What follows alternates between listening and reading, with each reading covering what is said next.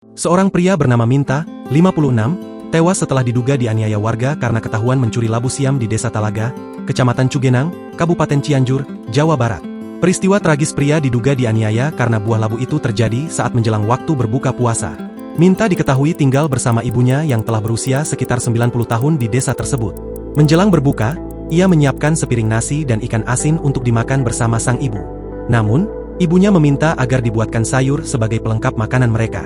Untuk memenuhi permintaan itu, Minta kemudian mengambil 2 labu siam dari kebun milik ketua RW yang dikelola oleh seorang warga bernama Ujang Ahmad, 40. Pengambilan labu siam tersebut dilakukan tanpa izin dari pemilik maupun pengelola kebun. Saat Minta hendak memasak labu siam itu di rumahnya, Ujang datang dan memergokinya. Ujang kemudian diduga langsung memukul Minta tanpa ampun.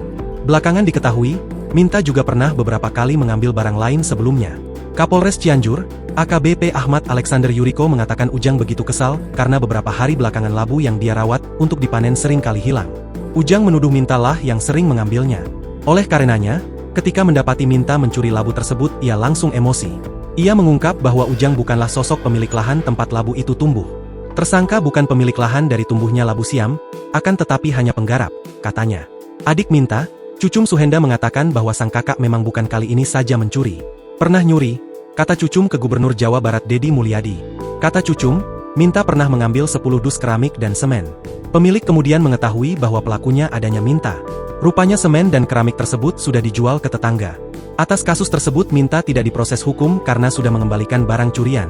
Minta juga mengambil kerangka kandang ayam untuk dijadikan tempat tidur. Sama kontainer ayam dibikin libang buat tidur, kata Cucum. Download Tribun X sekarang. Menghadirkan lokal menjadi Indonesia.